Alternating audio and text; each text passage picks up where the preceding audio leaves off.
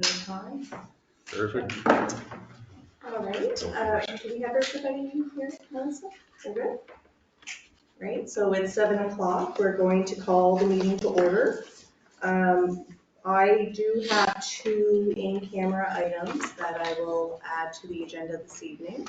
One is contractual, one is personnel. So we will do that after public question period and before adjournment. And any other additions?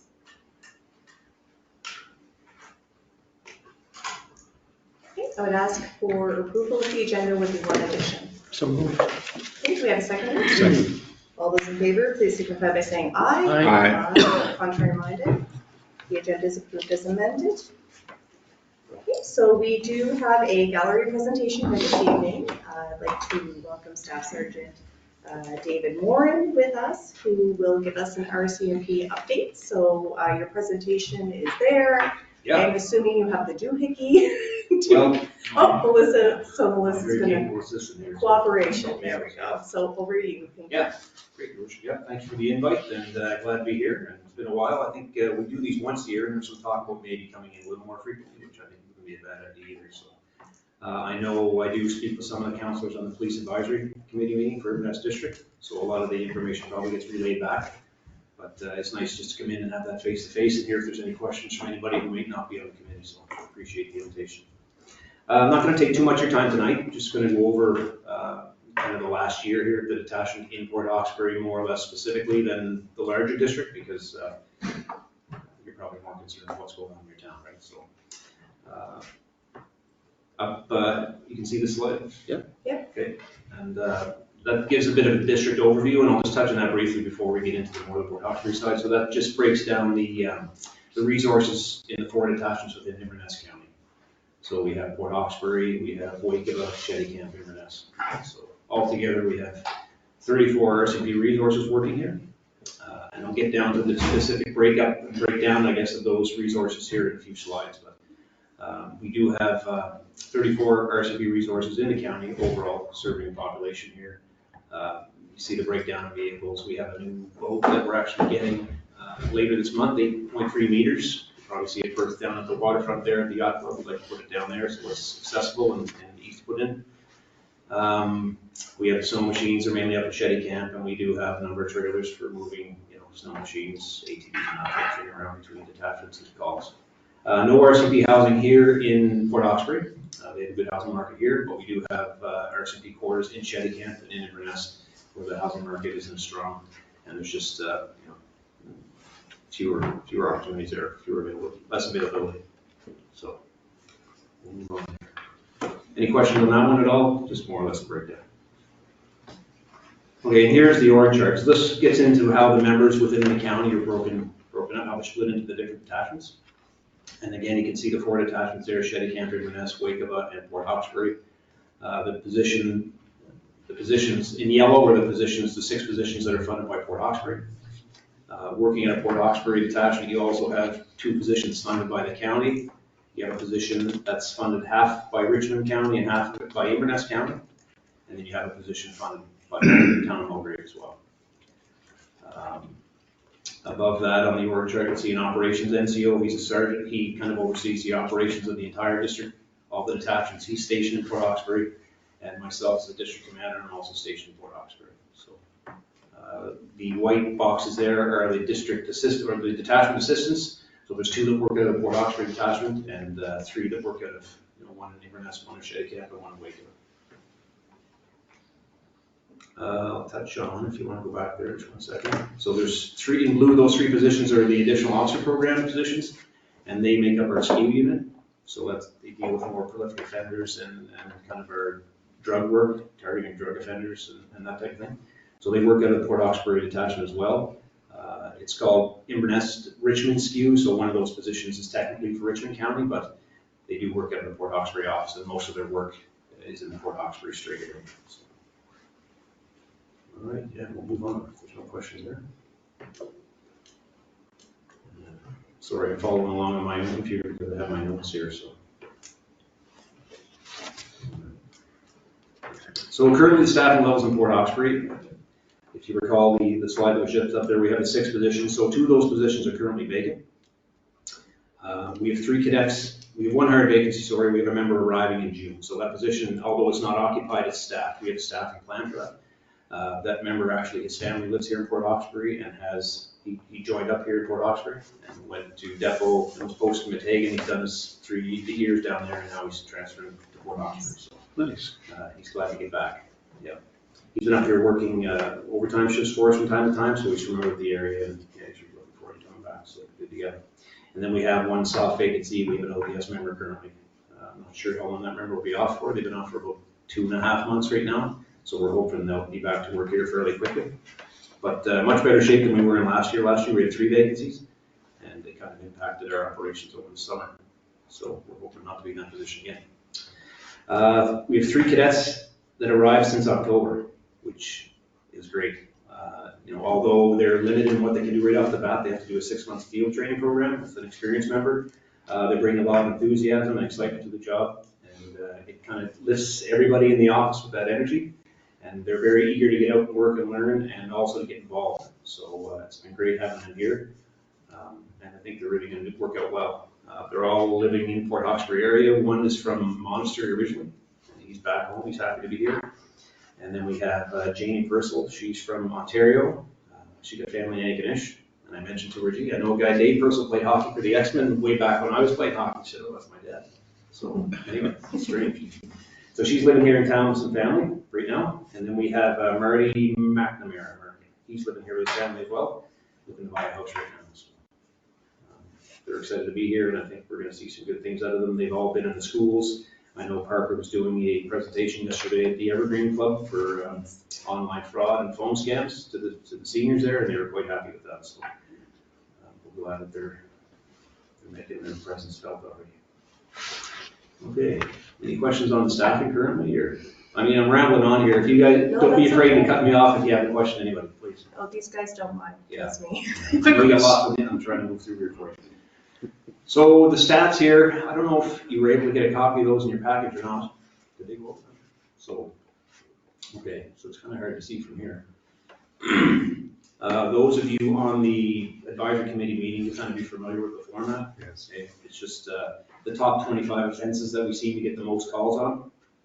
My last one, I'm gonna go through that for you. I don't really go through all of them. What I look for is a year-over-year comparison to see if there's any big changes. And I don't see any. There's a few that have a couple of different numbers there. To get my paper copy. So these are in alphabetical order, not necessarily in the order of Seriousness? verses? Yeah. Sorry, is that what you said, seriousness, or? Yeah, I was just curious if the order was No, it doesn't coincided really- with doesn't occurrences. reflect, no. So there's no, big changes from year to year, and I've only put 2 years up there for comparison, but if the committee members can tell you, if we went back a couple of years, you'd see they're fairly steady from year to year. There's no big changes, which is good to see, in that sense, right? There's no big crime spikes happening. And these offenses are for the region, not necessarily just for Port Hawkesbury? So these are, if you look at the total, so these are for Port Hawkesbury Okay. detachment area, which Okay. does police Southern Inverness County and stuff. Right. So, Okay. for instance, I ran a few, I was curious myself. So if you look at the 2023 total, it says 1,545 occurrences. Mhm. So that's for the Port Hawkesbury detachment. Now the Port Hawkesbury town limits itself, it's 1,100.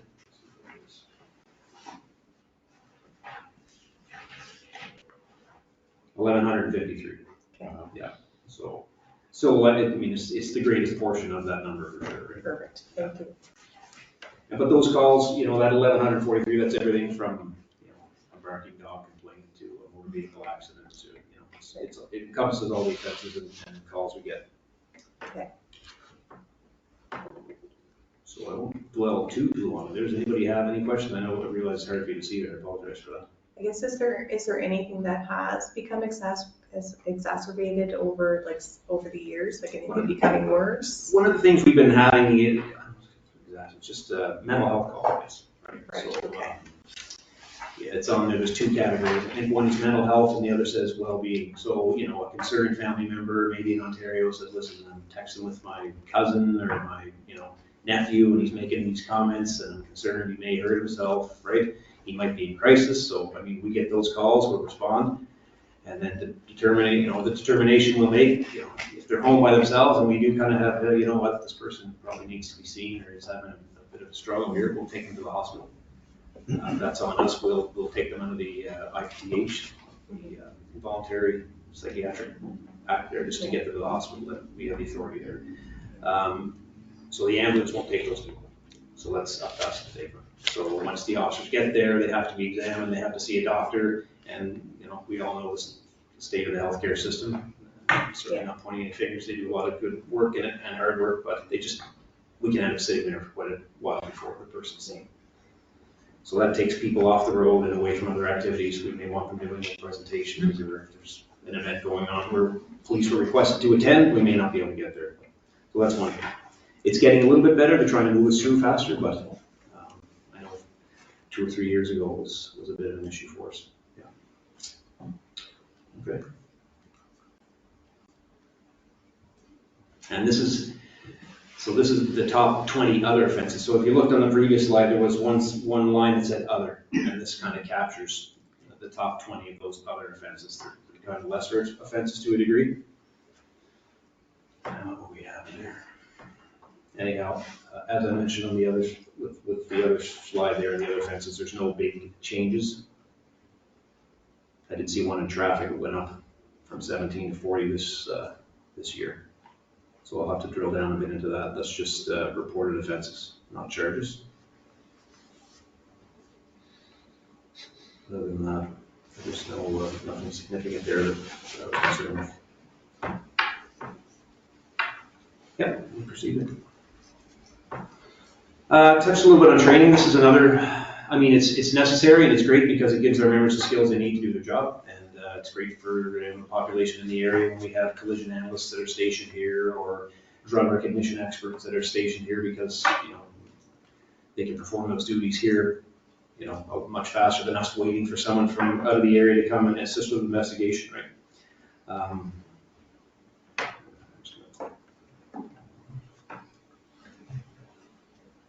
What the downside of some of the training is it takes the members out of the community. So if they go on a 2-week course, they're out of the community for 2 weeks and we have to kind of manage without that person in the shift schedule. They probably do anywhere between 3 and 5 days of mandatory training a year, each member. Things like firearms training, conducted energy weapon, use of force. So it averages out to probably about 5 days of mandatory training. And then, on top of that, if they want to do an interview with force or go over to learn about, search warrants or other investigative techniques, that takes them away further. The drug recognition course, there's 2 parts. There's a week in classroom work, and then there's a week in Jacksonville, Florida, or Las Vegas, where they actually get out on the street and they'll interact with people on different types of drugs.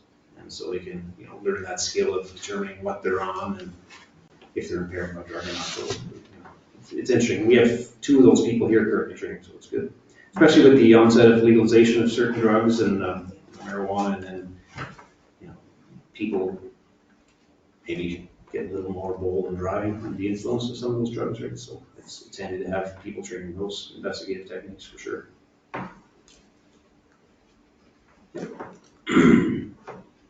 So police priorities, talk a little bit about this. Last year we kind of focused on traffic safety, and then substance abuse and drug trafficking, and then community involvement. So kind of part of my reason to be here tonight is kind of to discuss this with you and solicit, what your interests might be next year or this current year, I guess, for policing priorities, because part of us setting those or determining them, I guess, is consultation. So with elected officials, different community groups, whether seniors, youth, just to kind of get an idea of what the community would like us to focus on. So through you, Your Worship, we're seeing a lot more needles being found around the town. It seems like the drug lifestyle or the drug world is really starting to become pronounced again. And I think that's something that we should really focus one of our main priorities on. I will say that I was approached by a resident about an area in town. I called the RCMP and one of your members responded very quickly come out and cleaned up the site. Okay. And kudos, it was a Sunday afternoon, and within a half hour, he was able to meet me at the spot, and he cleaned it up, cleaned up the needles. Yeah, I recall that. Yeah, so that's one thing that we're seeing and hearing a lot of. You see pictures almost weekly, if not more often than that, on social media around the town where needles have been found. Okay. So I do want to give you and your team credit, because whenever it's reported, I do see one of your cars in the area in a rather timely manner, which is nice to see. Yeah, no, we can certainly, like I said, I'll leave that with you as a group. We can discuss and come back with, 2 or 3 priorities. We'd like to see it's kind of working. Yeah, no, absolutely. So I know we did kind of submit some priorities ahead of time, but I guess maybe Jason, you would mention one priority. Deputy Mayor McIver, did you want to comment on one of your priorities that you had said? Yes, through you, your worship. As always, Sergeant, I commend you and your members for the good work. And at every meeting you see me, the community involvement and visibility is a big thing I hear, and it's going quite well. I don't get too many complaints now. Great. Not seeing cars or members in the town. Visibility. Councilman. Yeah, thank you, your worship. One of the things that I do hear from residents is the complaints about vehicles with modified exhaust systems. Mhm. And it's fairly routine that residents will approach me about it and say, what can be done? What are the RCMP want to do about it? And one prime area is around the parking lot at Sarek, at the back of the school. Okay. In the mornings, at lunchtime, at the end of the day, young people that have vehicles with a modified exhaust, Yeah. they're there, right? Yeah. But Okay. anyhow, it's not saying just the students, I mean, just in general, Yeah. but yeah. Okay. I know we have dealt with some of those complaints in the last year or two. We've identified a few cars. There was 2 in particular that I recall. We dealt with those. And so, yeah, if people have those complaints, if you're hearing from folks, what helps us is if they can identify, the car. And normally, if they say it's a blue, whatever, Fiero or a Honda, You or figure it whatever, out. we can probably hear it if we look for it, right? Sit at McDonald's and go through the drive-through, and you can probably hear them, Yeah. backwards or whatever. So, no, that's great. Tell those people if they do have an issue or notice a particular vehicle repeatedly, just phone the office and say, listen, I'd like to make a complaint about this particular issue. Sure. We'll go and look for it. And so Councillor McDougall I don't think he's joined online. I don't see him on there. But what we can do is maybe give council, I guess, a little more time, and we can forward you just some of the priorities that we've accumulated. And I suspect that still the 3 priorities from 2023 are still going to be kind of up there in terms of our current priorities for 2024, likely going forward for several years to come. A lot of the calls I get are, challenges with, cars going too fast in specific areas of town, and Right. Particularly around the community park and motorized vehicles like dirt bikes and motorcycles driving on the AT lanes, so stuff like that. So traffic, check. Traffic safety is a big one.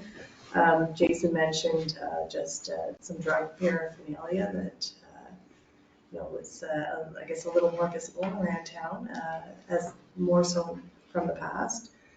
And, definitely agree with Deputy Mayor McIver around, it's great to see that increase in community involvement, particularly in the schools, because I think that's the youth really appreciate it when you kind of cultivate a relationship with youth, I think, and with the community in general. I think that kind of is a great incentive, kind of that, increases the confidence in the RCMP, but also may even kind of minimize crime in the region as well. So Yeah, no, I agree with that wholeheartedly.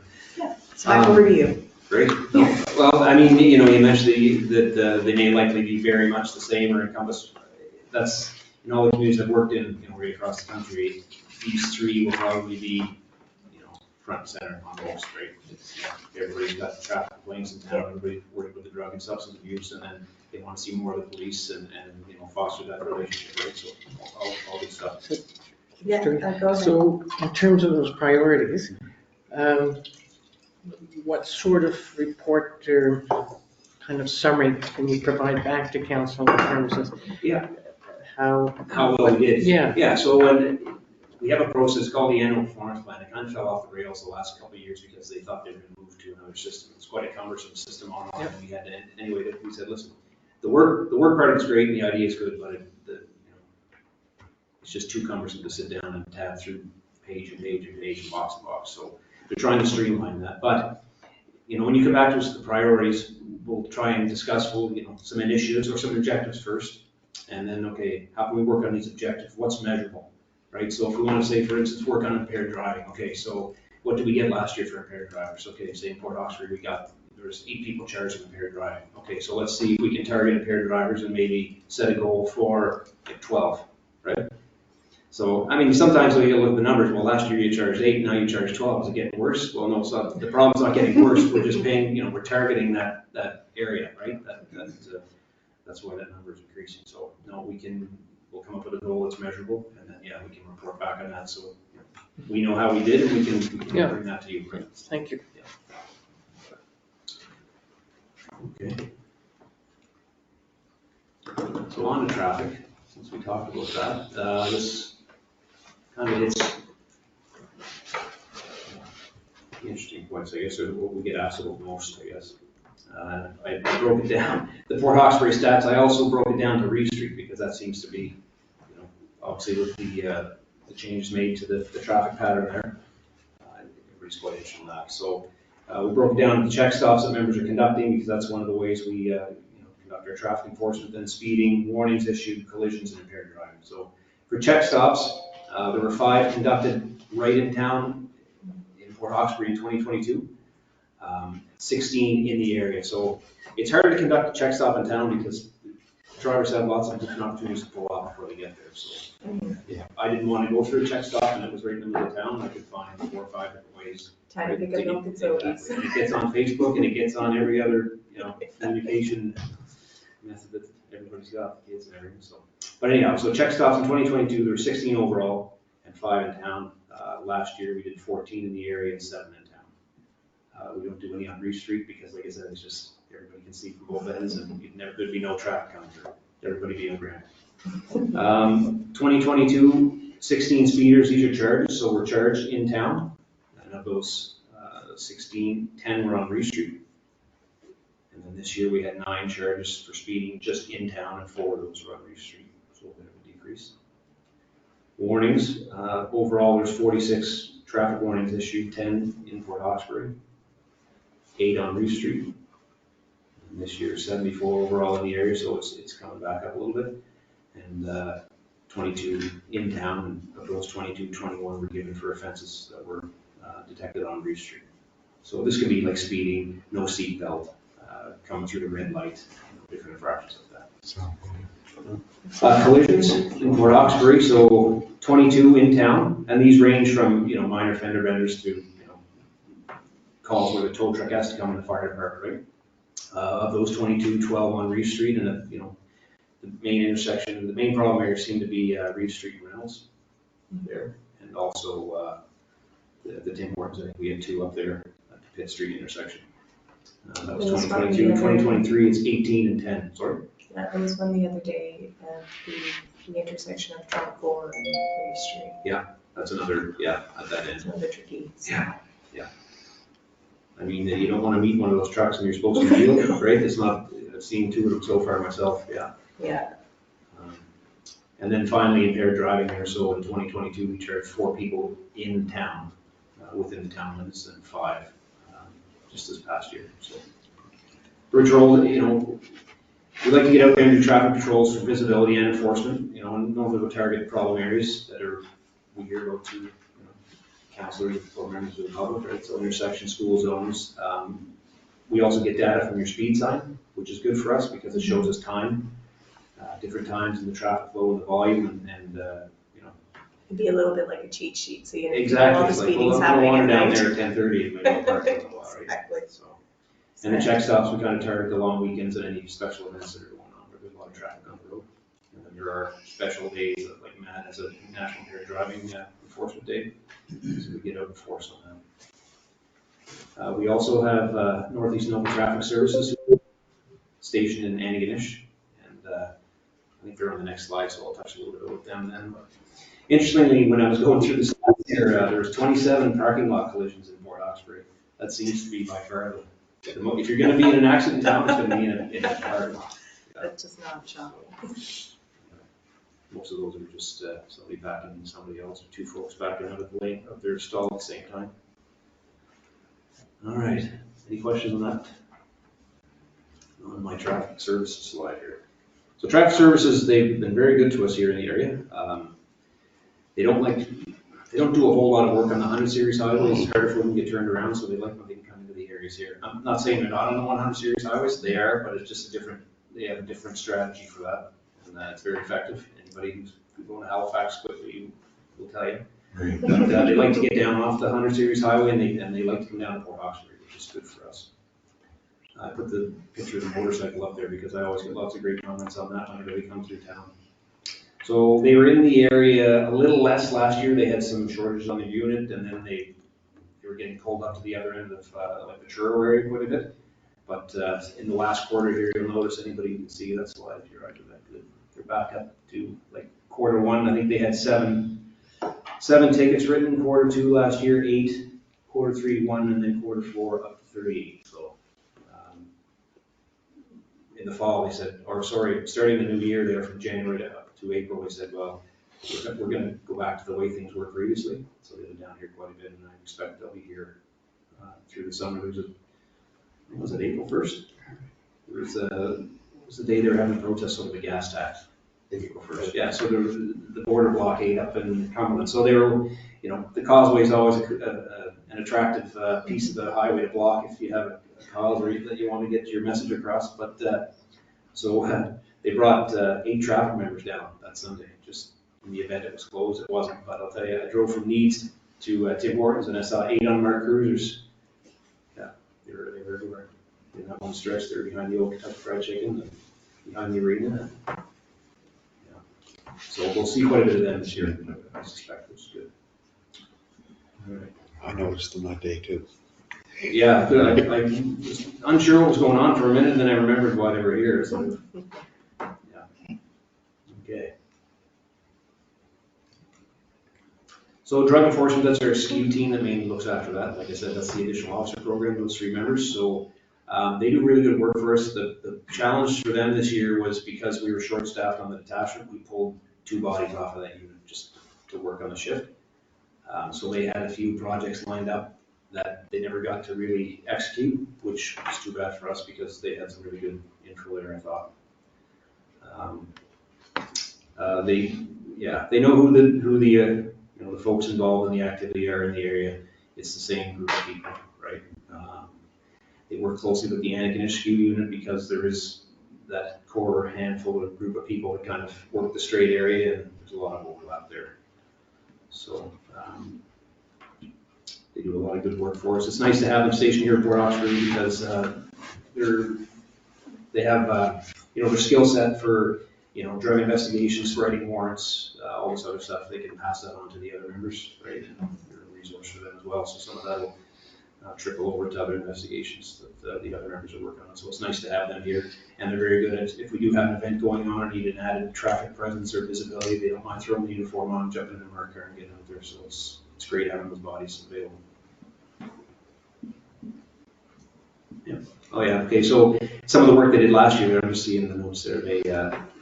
We had one subject just sent to federal jail time in the fall, and there's another that they had charged. He's going to trial here soon in town. So. Yeah. And what else do we have? So the community involvement piece, it's coming. It's tough when we're short members because, you know, if you only have 2 or 3 working in a shift, they're busy with the radio and running here or going to court or, you know, like I mentioned, if they're taking someone to the hospital, they're tied up with them. So it's hard. This seems to be, if somebody's going to suffer, it's the involvement piece. You know, I had a presentation to deliver, but I got called away and now I'm stuck doing that, so I can't make the presentation. So with these positions getting filled for us, it's going to allow us to kind of concentrate on this a little more and hopefully have a little more success at getting folks out there into these schools and into the, you know, like I mentioned yesterday, we're down at the Evergreen Club there. So we do have members that attend the parades when they go on, or we assist with Christmas parade here in town. Remembrance Day, we usually get a decent turnout here, and then, you know, we'll have members go to Mulgrave and some go to West Bay Road and down to Juden, so that's good. Canada Day, we'll come out and search for that. We have members coaching youth sports in town and in the district. And they've been in the school quite a bit since we've had the newer members. I know the Learning Library, they were up there a couple of weeks ago for that. Just about every week it seems one of the newer members is in school, so that's great. I know they're planning like a mock accident scenario for the grad class as part of the Safe Grad Week, so with the fire department here, that's being planned. So. And then presentations to various community groups when we're able to. That's another way we like to get out and just foster that relationship. So hoping to be able to do a little more of that in the coming year. Other than that, I mean, unless anyone has any questions. I think we probably interjected all kinds of questions throughout the presentation, so. Well, you know, coming here, so I don't want to say infrequently, not that I want to be, certainly, you're very busy folks, and you don't need me here, you know, every 3 months telling you what we're doing. But certainly, if there are questions, I don't mind coming. If you do have specific questions that you'd like information on, or you're hearing certain things in the community from the community members, like, I don't mind coming to a meeting or just pick up the phone. I know some people will, they're comfortable doing that. I don't mind answering the phone and answering a question at all. Yeah. No, that's fantastic. I'll just maybe go around just to see if there's any other questions. So more of a comment than a question for you. Sure. Again, just want to commend you and your team. The few times that I've had to call and on behalf of residents, the response was incredible. You've always made yourself available, and if you weren't available, somebody always got back right away, and the response has been good. Getting back to Councillor McCrory's comments earlier about the exhausts, I remember last year you and I had spoke, and 2 days later you stopped me and said 2 cars that you and I spoke about were pulled over and dealt with, and it went around town like wildfire. Okay, that's good. You know, it was good. Also want to commend you and your team this winter, helping us with the winter parking. Mhm. It went well, and we very much appreciate it. Yeah, I think the message got out. It was unfortunate it came to that, but you towed 2 cars. I think the second residence they went to, the guy came out and moved the cars that was going on the hook there, so anyhow. Yeah. No, so, just again, thank you for responding to our concerns and being willing to work with the community. Thank you. Councillor McCrory? Oh, well, I just appreciate your presentation. Thank you for taking the time to come. Yeah. Appreciate it. Deputy Mayor McCrory? As always, great talking with you, Dave. Great, thank you. Yeah. Thank you. I'll just reiterate, thank you so much for taking the time to come and give us an update on where things are and presenting us with that. The statistics, I think, are great. And if we do have any questions, we're happy to circle back, and thank you for making yourself so accessible to us. We really appreciate it. Great. Thank you. Thank you. Have a good evening. Thank you. Thank you. So our next agenda item is acknowledgements. So just wanted to acknowledge that this month is Asian Heritage Month, as well as Canadian Jewish Heritage Month. And on May 17th is International Day Against Homophobia, Transphobia, and Biphobia. And I would ask if council have anything they would like to acknowledge. Okay, Councilor Your Worship, I'd like to acknowledge longtime resident of the town of Port Hawkesbury, Ryan Hayes. And Ryan plays junior A hockey in Miramichi, and they won the the Eastern Canadian title, and they're off to Ontario. They're actually in Ontario right now for the national championship. So congratulations, Ryan, and good luck moving forward. Thank you for that acknowledgement. So on behalf of council, we definitely all wish him luck, and he's certainly representing his hometown very well. Any other acknowledgements this evening? Okay, so we'll move on to approval of council minutes. So you all received the public meeting of council minutes from April 2nd, 2024. I would ask at this time if there are any errors or omissions.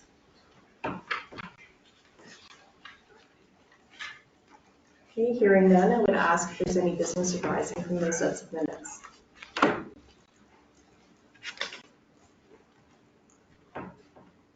Okay, we'll move on to council committee reports. Terry?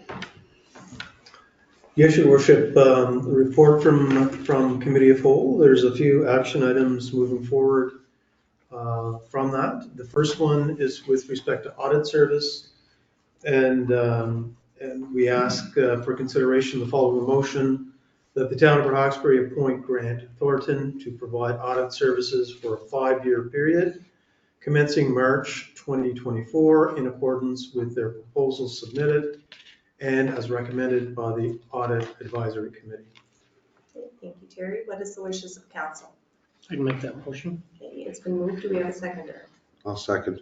Okay, we have a motion on the floor. All those in favor, please signify by saying aye. Aye. Aye. Aye. Contrary minded? Okay, the motion is approved. Your Worship, in the second motion coming from Committee of Whole for consideration is that the town of Port Hawkesbury adopt a telephone/electronic voting system augmented to reflect the traditional system without paper. Okay, what is the wishes of council? I'll move the motion. Okay, do we have a second? I'll second the motion. Okay, any discussion on the motion? Question? Okay, the question has been called. All those in favor, please signify by saying aye. Aye. Contrary minded? Okay, the motion is approved. That's the report from Committee of Whole, Your Worship. Okay, thank you very much, Terry. So we'll move on now to agenda item 8.2, which is approval of Committee of the Whole minutes from April 16th, 2024. At this time, I would ask if there are any errors or omissions from that set of minutes. And if there are none, I would ask for a motion to approve those minutes. I move the approval of the minutes. Okay, thank you. Councilor McQuarrie, do we have a second?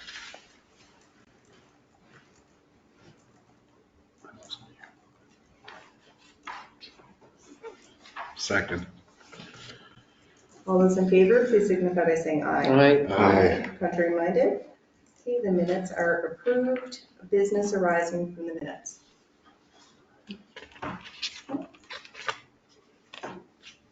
Okay, so we will bypass agenda item 10 because we haven't had an in-camera session prior to the meeting. 11 is correspondence. So we will move on to agenda item 12, which is proclamations, resolutions. So we do have one from Gaelic Nova Scotia in honor of Gaelic Nova Scotia Month. So the proclamation is, whereas 2024 marks the 28th anniversary of Gaelic Nova Scotia Month, which is a time to embrace, honor, and celebrate the history, culture, language, contributions, and achievements of Gaels across the province. And whereas Gaelic culture is an integral part of the identity of Nova Scotia, and Gaels represent one of the earliest non-Indigenous cultural groups to settle in Mi'kma'ki.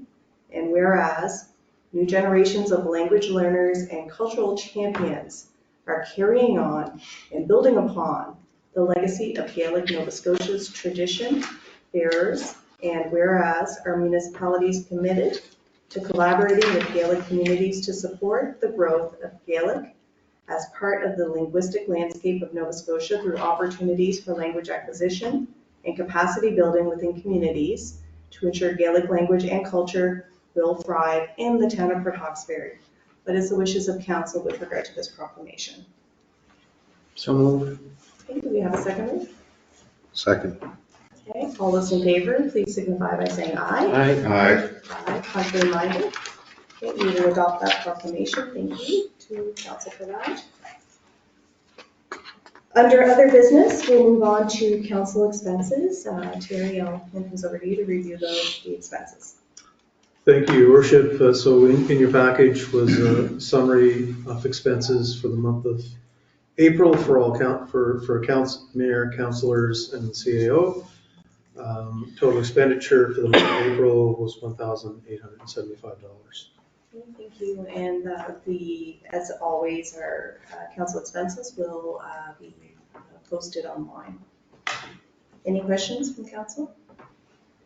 Okay, we'll move on to update on Reeve Street. So Councillor Coyne, if you want to start that off, and then we can ask staff for any updates. Through your worship, to Terry, I had given Terry a call once I put it on the agenda just to see if he could get us an update on Status. any status or meetings that they're willing to have with us, so. Terry? any Yep, updates? yes, Your Worship. So I've given council a staff document that summarizes discussions around key design pieces. So that's for your review. I've reached out to Mark Race, who's the engineer that is the lead on this file at this point in time.